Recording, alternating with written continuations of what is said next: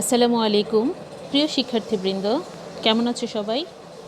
আশা করি আল্লাহর রহমতে ভালো আছো। আলহামদুলিল্লাহ, আমিও ভালো আছি। তো তোমাদের কিন্তু এখন অ্যাসাইনমেন্ট চলছে। তোমরা প্রত্যেকেই দ্বিতীয় সপ্তাহের অ্যাসাইনমেন্ট করছো, তাই না? আচ্ছা, তোমাদের দ্বিতীয় সপ্তাহের অ্যাসাইনমেন্টে প্রায় প্রতি ক্লাসেই ইংরেজি রয়েছে। তো অষ্টম এবং নবম শ্রেণীতে মূলত ইংরেজি অ্যাসাইনমেন্টে তোমাদের ফ্যাক্ট ফাইল লিখতে হবে, তাই না? তো আজ আমি তোমাদের সাথে এই ব্যাপারে একটু আলোচনা করব। তাহলে চলো শুরু করি। অষ্টম শ্রেণীতে তোমাদের একটি ফ্যাক্ট ফাইল তৈরি করতে হবে এথনিক পিপলদের উপর। তোমাদের আছে make a fact file on the ethnic people of your country. আচ্ছা, তোমার দেশে যে নৃতাত্ত্বিক জনগোষ্ঠী রয়েছে তাদের উপর একটি ফ্যাক্ট ফাইল তৈরি করো এবং এখানে যে তথ্যগুলো তুমি দিতে পারো, হ্যাঁ, যে তথ্যগুলো তোমরা এখানে দিতে পারো সেগুলোর মধ্যে কিছু হিন্ট দিয়ে দিয়েছে তোমাদের অ্যাসাইনমেন্টেই। সেটা হচ্ছে তাদের ড্রেস, তাদের ফুড, কালচার, স্পোর্ট এবং পাস টাইম সম্পর্কে। আরও অন্য কিছুও তোমরা অ্যাড করতে পারো। আর নবম শ্রেণীতে তোমাদের হচ্ছে একটি ফ্যাক্ট ফাইল লিখতে বলেছে। সেটা হচ্ছে on the father of our nation, আমাদের জাতির পিতা বঙ্গবন্ধু শেখ মুজিবুর রহমানের উপর। আচ্ছা, এখন প্রশ্ন হচ্ছে যে ফ্যাক্ট ফাইল কি? ফ্যাক্ট ফাইল কি? What is fact file? A fact file is a short report of all the most important information on one subject. Fact file হচ্ছে ছোটোখাটো একটি প্রতিবেদন, সেটা কোনো একটা বিষয়ের উপর সমস্ত সবচেয়ে ইম্পর্টেন্ট, সবচেয়ে গুরুত্বপূর্ণ তথ্যগুলো সমন্বয়ে যে ছোট একটি প্রতিবেদন, সেটাই হচ্ছে fact file. This subject can be a thing, a place or even a person.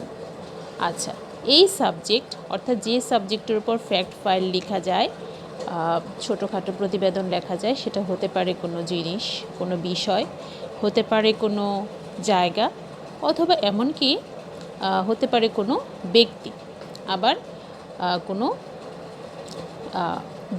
Group of people, হ্যাঁ, কোনো গোষ্ঠীর উপর আসলে হতে পারে।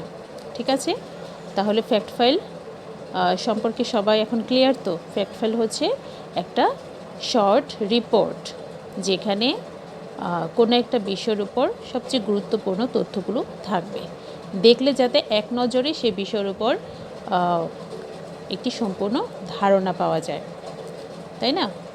আচ্ছা, তো এখন কথা হচ্ছে যে ফ্যাক্ট ফাইল আমরা কিভাবে লিখব, ফ্যাক্ট ফাইল আমরা কিভাবে তৈরি করব।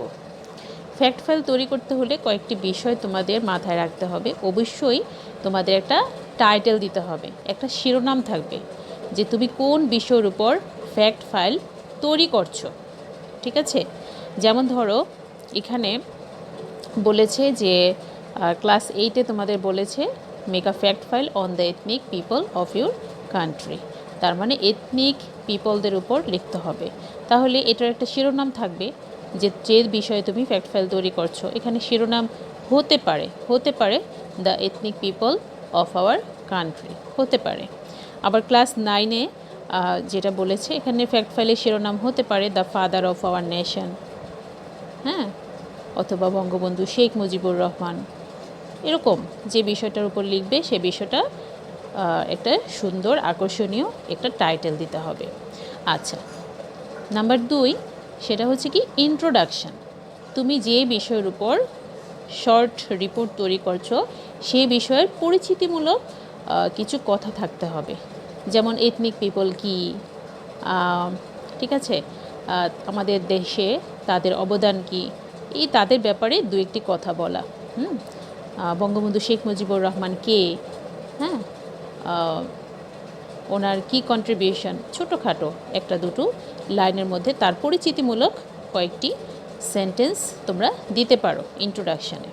আচ্ছা, নাম্বার 3, বডি অর ডেসক্রিপশন।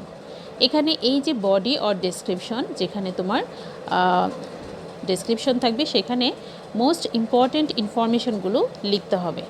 একেবারে সব প্রতিটি বিষয় এখানে বিস্তারিতভাবে লেখার প্রয়োজন নেই, সংক্ষেপে বিষয়গুলো তুলে ধরতে হবে।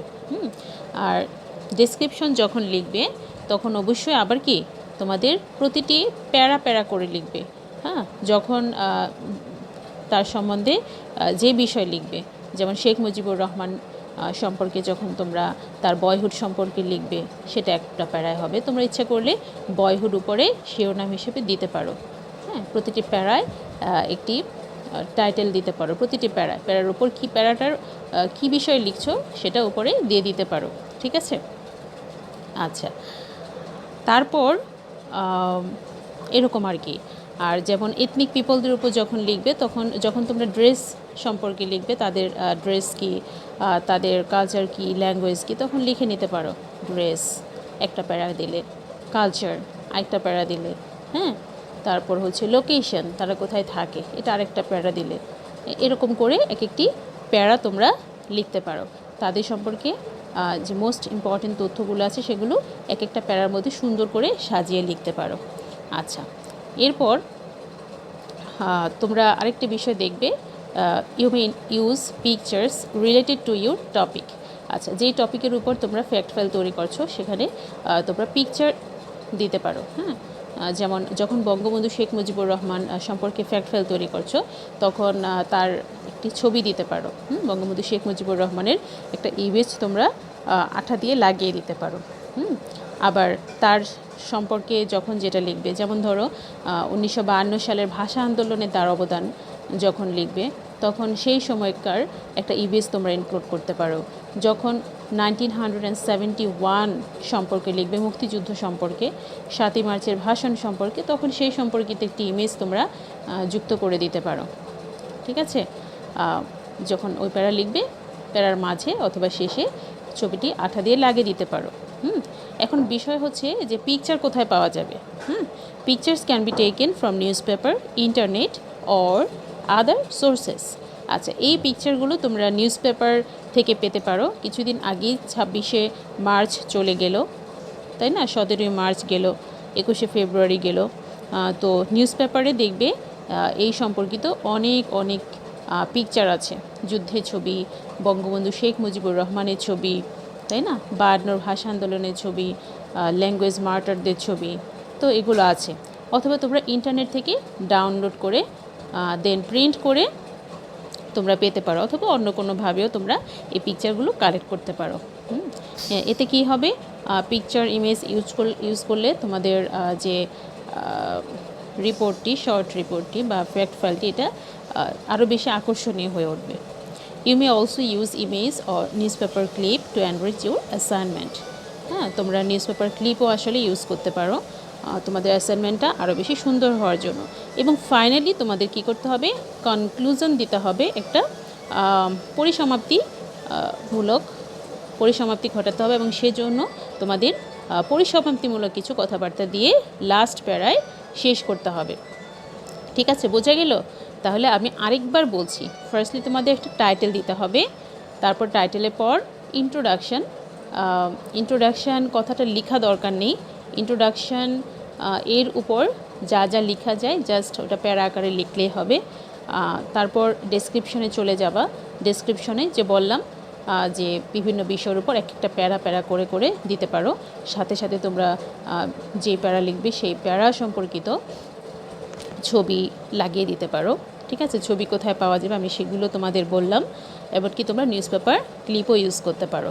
এবং ফাইনালি তোমরা একটা কনক্লুশন লিখবে, অর্থাৎ পরিসমাপ্তিমূলক কিছু কথাবার্তা দিয়ে শেষ করবে। ঠিক আছে, তাহলে তৈরি হয়ে গেল তোমাদের ফ্যাক্ট ফাইল। আশা করি এরপরও কারো কোনো সমস্যা হবে না। আচ্ছা, এখানে to write a fact file of a person or a group of people you may include their name, their age, where they are from, their hobbies, their interests, their job, their religion. আচ্ছা, এখানে বলা হয়েছে যে কোনো ব্যক্তির উপর অথবা কোনো গোষ্ঠীর উপর যদি কোনো ফ্যাক্ট ফাইল তৈরি করতে হয় তাহলে কি কি তথ্য সেটাতে অন্তর্ভুক্ত করা যায়, যেমন তাদের নাম, তাদের বয়স, তারা কোথা থেকে এলো, তাদের শখ, তাদের প্রিয় কিছু বিষয়, তাদের কাজ, তাদের রিলিজিয়ন, এগুলো। ঠিক আছে? তো তোমাদের অ্যাসাইনমেন্টের ক্ষেত্রে যে বিষয়টি হয়েছে সেটা হচ্ছে তোমরা অ্যাসাইনমেন্টে দেখবে যে তোমাদের ক্লু দিয়ে দিয়েছে। হ্যাঁ, ওখানে তোমাদের কোন কোন বিষয়ের উপর লিখতে হবে, ফ্যাক্ট ফাইলে কি কি টপিক নিয়ে, হ্যাঁ, কী কী বিষয় নিয়ে আলোচনা করতে হবে সেটা কিন্তু তোমাদের দিয়ে দিয়েছে। তোমরা খুব খেয়াল করলে বুঝতে পারবে, ক্লুগুলো কিন্তু দিয়ে দিয়েছে। তো যেটা যেটা দিয়ে দিয়েছে তোমরা সেগুলো ব্যবহার করবে। বুঝতে পেরেছো? এখানে জাস্ট তোমাদের আমি বিষয়টি বোঝানোর জন্য একটা স্যাম্পল দিয়েছি, আর কিছুই না। এখানে দেখো নেলসন ম্যান্ডেলার উপর ফ্যাক্ট ফাইল তৈরি করা হয়েছে। এটা একটা পেজ কেবলমাত্র জাস্ট তোমাদের জন্য, তোমাদের বোঝার জন্য। দেখো এখানে নেলসন ম্যান্ডেলা, এটা হচ্ছে শিরোনাম, এটা হচ্ছে টাইটেল। ওনার উপর একটা ফ্যাক্ট ফাইল তৈরি করা হয়েছে। এখানে দেখো কর্নারে সুন্দর করে একটি ছবি ইনক্লুড করা আছে। আবার নিচে দেখো সাউথ আফ্রিকার একটা মানচিত্র ইনক্লুড করা আছে, দেখতে কত আকর্ষণীয় মনে হচ্ছে। আর এরপর দেখো নেলসন ম্যান্ডেলা শিরোনাম দিয়েছে মাঝামাঝি বরাবর। তারপর ইন্ট্রোডাকশন, অর্থাৎ তার পরিচিতিমূলক কিছু কথা দিয়েছে। Nelson Mandela was born in 1918 in south Africa, he died in 2013। আচ্ছা, নেলসন ম্যান্ডেলার বার্থ এবং ডেথ কত সালে হয়েছে সেটা দিয়েছে। এরপর হচ্ছে নেলসন ম্যান্ডেলাস লাইফ, নেলসন ম্যান্ডেলাস লাইফ, এটা ডেসক্রিপশনে দেওয়া হয়েছে। এটা হচ্ছে এই সম্বন্ধে এখানে আলোচনা করা হয়েছে নেলসন ম্যান্ডেলার জীবন সম্পর্কে। Nelson Mandela argued that black and white people should be treated the same. He was sent to prison for life for his opinions. He spent 27 years there. Many people wanted him to be freed. In 1990 he was set free. আচ্ছা, এখানে মূলত তোমরা জানো যে Nelson Mandela সারা জীবন ধরে বর্ণবাদ বিরোধী কার্যক্রম চালিয়ে গিয়েছেন। তো তিনি বলেছেন যে যারা কৃষ্ণাঙ্গ আছে এবং যারা শ্বেতাঙ্গ আছে তাদের সবার সাথে একই রকম আচরণ করতে হবে, তাদের সবাইকে একই রকম সুযোগ দিতে হবে, সবাইকে একইভাবে ট্রিট করতে হবে। এবং এটা বলার জন্য আসলে তাকে অনেকবার জেলে পাঠানো হয়েছে। অনেকটা সময়, জীবনের অনেকটা ভাগ তিনি জেলে কাটিয়েছেন।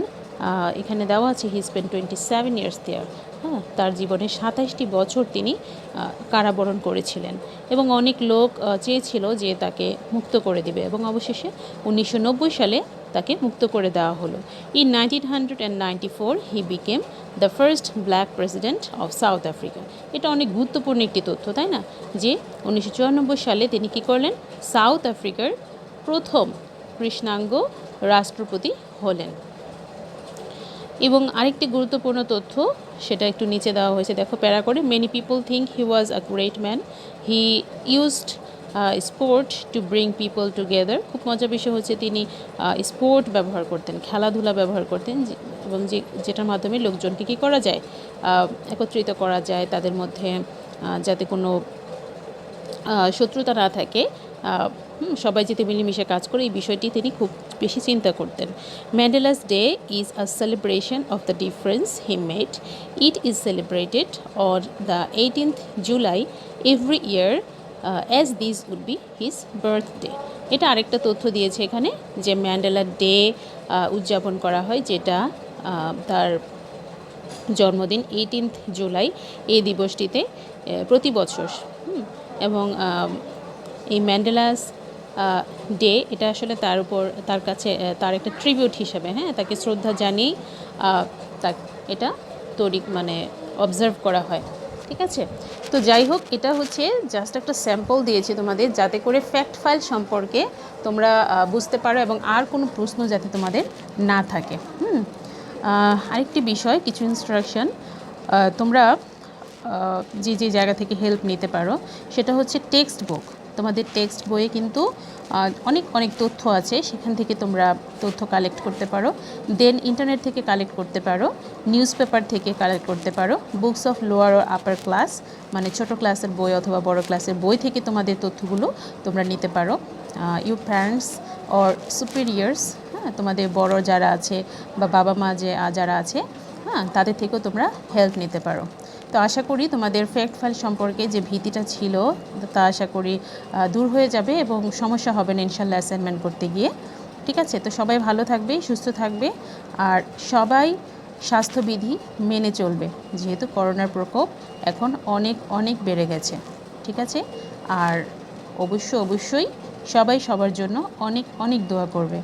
থ্যাংকস আ লট। আল্লাহ হাফেজ।